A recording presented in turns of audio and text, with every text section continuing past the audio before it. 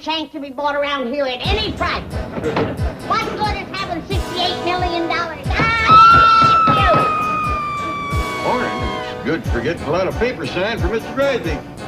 Doing that when I left here 2 hours ago. Signed 10 or 12 since then. You got all them to go yet? Glad I don't have to read it. Money's a curse, Jed. It's a curse. You have it to be legal to do all of this. Living where there was possums aplenty, and the young'uns wouldn't be so spoiled that they was... Hello? Jethro, where are you calling from?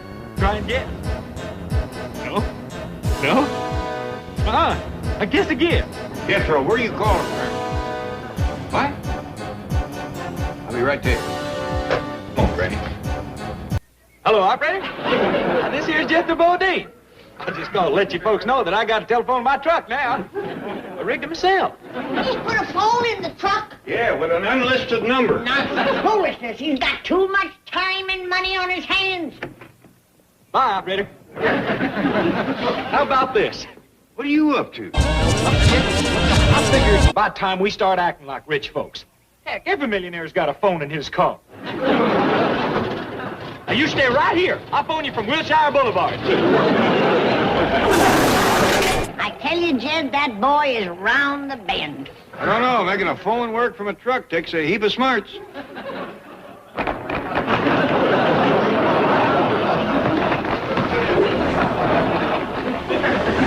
connected to the house. Yeah, I hope he's keeping count of how much wire he's got.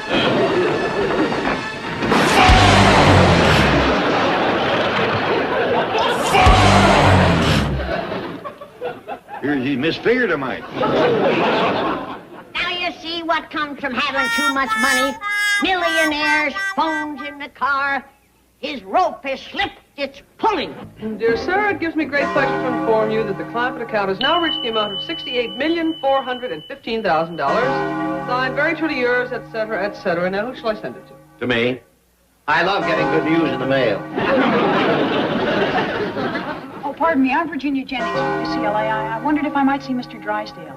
Well, he... Come in, come in. My door is always open to American youth. Oh, this is Miss Hathaway. How may I help you, my dear? Well, I'm president of the Philosophy Society at the university, and we have voted to make you an honorary member. Oh, this is a surprise, eh, Miss Hathaway? Yes, congratulations, Chief. Because of his generous and humanitarian ways, the Friends of Plato do hereby appoint Milburn Drysdale an honorary fellow. Thank you. You know, I've always been a devotee of the great philosophers. Rockefeller, Morgan, Rothschild, Getty.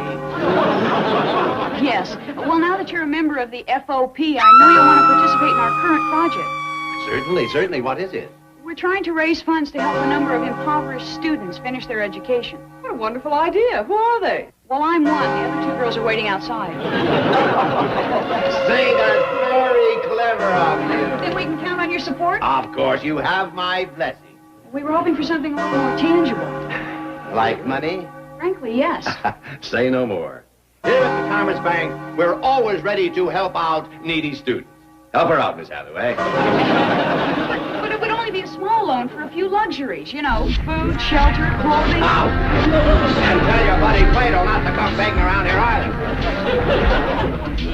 You just know safety, Chief.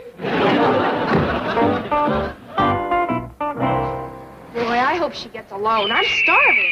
Oh, if only we were food economic majors. We'd have some homework to eat. Jenny, that happy, radiant look on your face can only mean one thing. You're right. I bombed out. What do we do now? Well, there's one more chance. I met this old kook of a millionaire named Clampett once when I was writing a term paper. He might help. Let's go. Now, wait a minute. Instead of the Friends of Plato, we ought to give ourselves a name that'll get sympathy. Oh, well, how about Friends of Oppressed Educationless Youth? You got the right idea, but the initial should spell out some catchy word. So? So that spells phooey. Come on, we'll think of something on the way. And when was the last time you got to go fishing? Well, Before you got the money. And when was the last time you got to harvest Well, Before you got the money, I think it's been nothing but a curse. Granny, you're probably right, but what are we gonna do? If we're stuck with it, we just gotta suffer along. Oh, howdy, young lady. Come in. Thank you, Mr. Clampett. Hello, Granny. Gentlemen from up to the college. Sure enough. What can we do for you? Well, Mr. Clampett, I'm here representing Needy. Needy? Yes, the National Establishment for Educating Deserving Youth. That sounds like a worthy cause. Oh, it is, Mr. Clampett, and, well, to be honest, Needy needs money. A lot of it. A lot of it? Yes, sir.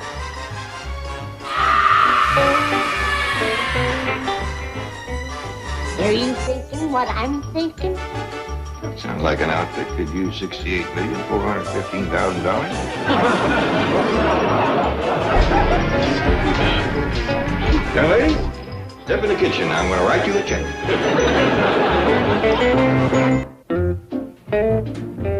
Thank you again, Mr. Clampett. With this check, you have unlocked the economic shackles on that great door of learning, beyond which lies the sum total of human knowledge. Well, you're surely welcome to it. Bye. Bye, honey. Goodbye, patrons of knowledge, generous benefactors, scholarly endeavor. Farewell, good friends. Did you get it or didn't you? Yes, such wonderful people, you know, so kind and warm and really interested. How in you. much? Oh, I don't know. I haven't looked at the check yet. Well, is it enough to buy a hamburger? Oh, I'm sure it's more than enough. Yeah, $68,415,000. Oh, great. Let's see. 68.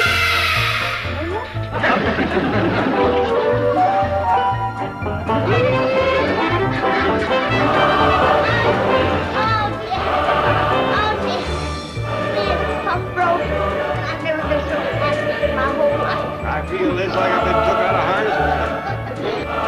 You know, I feel better every minute. Fact is, I think I'll just walk right down to the bank, give Mr. Drysdale back his papers. There's another person that won't have to worry about your money no more.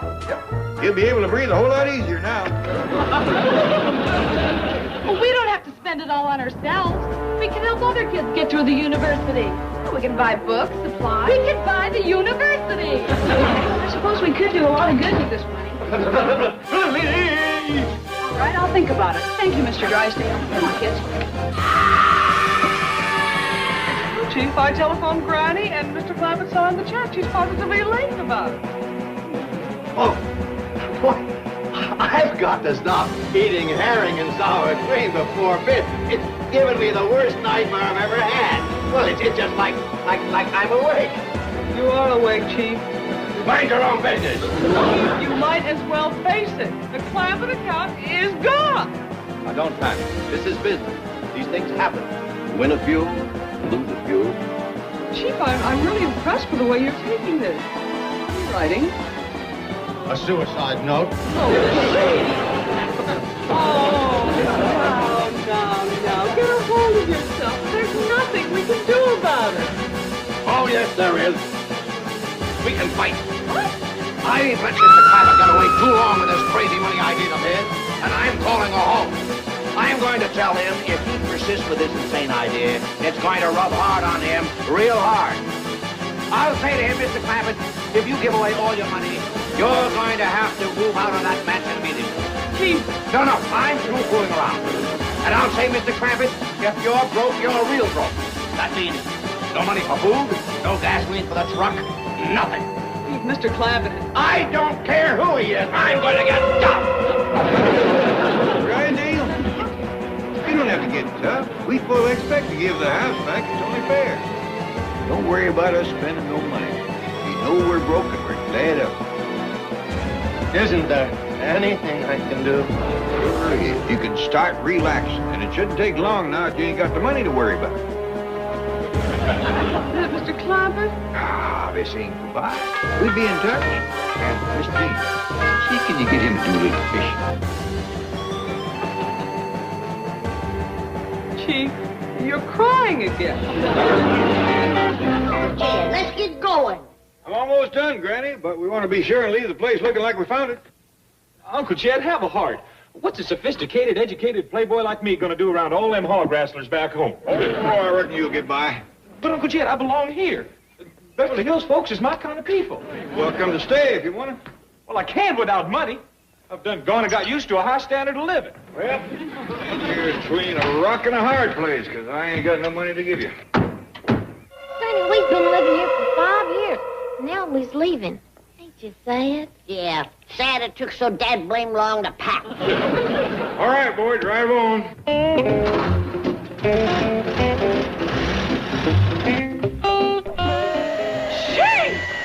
It's no use, Miss Hathaway. I'm going to that big safety deposit box in the sky. For heaven's sake! What else is that for? All the prisoners of life are gone. All 68 million of them. Chief, you're acting like a child. No, why don't you approach this Clampett problem? Too late. Try to change my mind. Just pull the desk out from under me.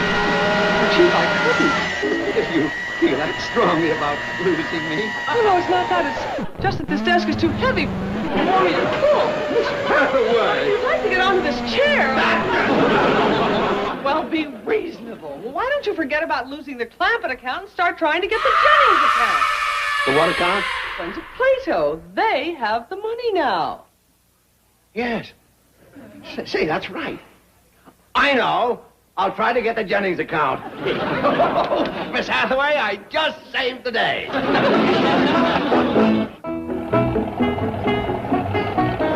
Jethro, can't you go no faster? I want to get back to them piney woods whilst I can still climb a tree. Yeah, let's go. Kid, are you going to give him the big news, or should I? What you mean? We ain't going to make it to them woods back home. Gas we got, we'll be doing good if we get outside the city limits. How far can we go? Beats me. Who's running on wishful thinking right now? You better find the first big, thick green woods you can. First place you see more than 2 trees together, pull over. Ranger Warkle here. Warkle. W-A-R-K-L-E. Right. A truck about to dump some trash at the east boundary. But there's not even a road on that side of the park.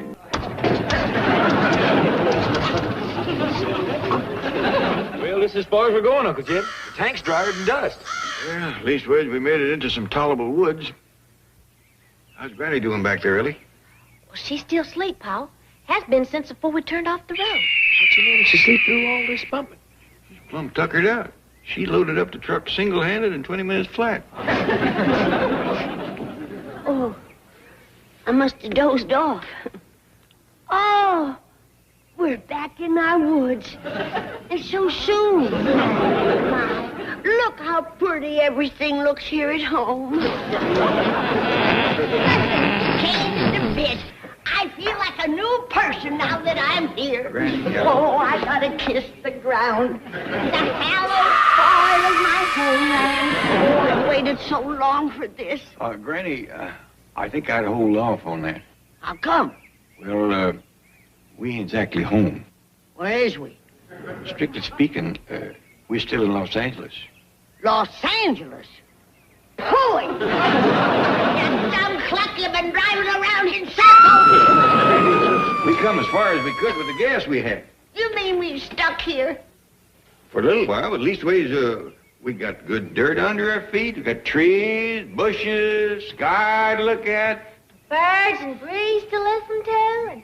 How about it, Granny?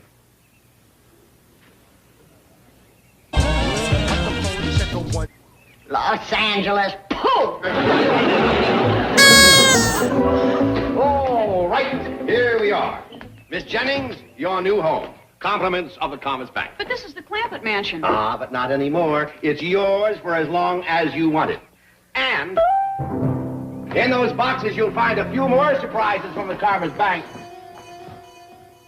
You can't afford to give her the car and all of this? You've got to spend $1 to make $1. Besides, I'm keeping the trading stamps. Really, Mr. Drysdale, I just don't feel right about your giving us all these things. Nonsense. It's just what I felt in my heart. And there's absolutely no strings attached. Of course, when it comes time to depositing the check, I hope you'll keep in mind that other banks would give you a calendar or a lousy blotter or something. Oh, goodbye. Look, Jenny, this coat still has a tag on it. $45. 100 clams. And this dress must be a Paris original. Put it all back. I'm not going to take any of it, or this mansion, or that car. What? Mr. Drysdale is only doing it so I'll deposit this check in his bank, and I just can't cash it. All right, but we could at least try some of these things on. Well, I suppose we could do that much. Yeah. You know, Jed, staying on here till we get enough money to go home on might not be so bad after all. Yeah, leastways we's in the woods, away from all them buildings. I've been studying on it. I bet you the owner of these woods would let us sharecrop them if we asked him. That way we could trade off the harvest for gas. He'd probably be tickled pink just to get his land cleared. Uncle Jed, I got to talk to you. I've been out for a long tramp in the woods, and there's something I found out. What? I got to head back to the city. Going got too sophisticated to live out here like a wild animal. Yeah. Heck yeah. When you took on as much class and savoir-faire as me, you can't just up and chuck it like a pair of dirty overalls. Well, it's your life, boy. How do you figure on making a living? Well, I'm going to have me a talk with that there needy outfit. Having all your money, they can support me in a manner which I've become accustomed. Well, before you make up your mind, why don't you listen to what we're planning to do out here? Okay, shoot. Well, we're going to look up the owner of this land and see can we clear it for a little farm. But that'd take a good 6 weeks of wood chopping. Yeah, it'll feel good to get back doing some hard work for a change. Well, I'm sorry, Uncle Jed, but it'd be too risky for me to do that kind of unskilled labor. What you mean? Well, I've been planning on being a brain surgeon or a soda jerk. And for either one, I got to protect these hands. Well, good luck, boy. Be sure and say bye to your Granny and Ellie Mae before you leave, and let us hear from you. Yes, sir. Bye, Jed.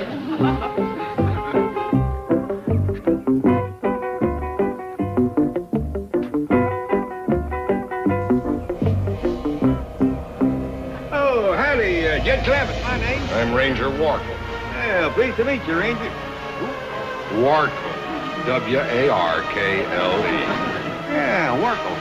Sounds a little like a bird call, don't it? What are you doing with this axe? Oh, you got something to do with this land? Well, you could say that, yes. Well, you're going to be happy to hear this. We're planning on chopping down all these trees and plowing and planting a little corn. Oh. And I suppose you want to build a little red barn and put up a nice fence, too. Not unless we get some livestock. You trying to get my goat? Oh, we don't need a goat. Well, what do you say? Can we commence clearing? Listen, you old coot. Can't you figure out why these trees are standing here? Oh, but if you don't watch your tongue, you're going to have to find somebody else to chop them down.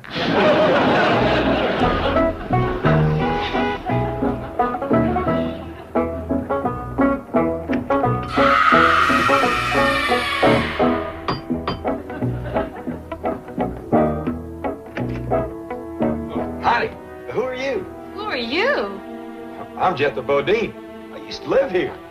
Oh, but Mr. Drysdale said we could take... I bet you hear the folks from Needy. Is Jenny Jennings here? Jethro? Jenny? Jenny Jennings? Is that you? Yes, Jethro, but what are you doing here? I thought you and your family had moved. We did. But I just ain't cut out for that poor dirt farmer a bit. Well, it might be all right for them others, but I'm too much of a swinger now. I need about $1 million or $2 from Needy. You need money? But your Uncle Jed's a millionaire. Not no more. He'd give it all to you. All of it? He's flattered and run over her hat.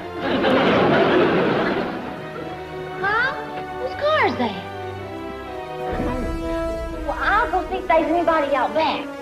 I hope I can get that jar of crow gizzards that I left in the pantry. If we can't trade them for gas, I don't know what we'll do. Don't worry, Granny. Can't get over that Walker fella running us off that lane. Well, that was my fault, Granny. He probably took it personal when I said his name sounded like a bird call. Oh, we've got to go find him. Oh, Mr. Clampett, we were just leaving to look for you. You've got to take this check back. I do? If we kept this money, we'd be miserable for the rest of our lives. It just isn't fair. Come on, girls, we've got to take this stuff back, and now. He's right, Granny. It ain't fair to make them young'uns suffer with all our millions. Did you notice how they were dressed? The money was starting to ruin them already.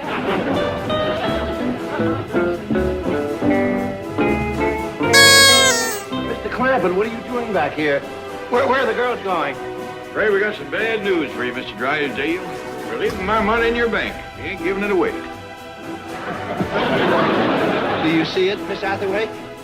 They're giving it back to me. Oh, Miss Hathaway. Well, it was nice being broke while it lasted. Yeah, but the money is our problem. It's up to us to bear the burden of it. Us and Mr. Drysdale. Look at him crying. He's as miserable as we are. Yeah, too bad. It's a curse, Jed. It's a curse.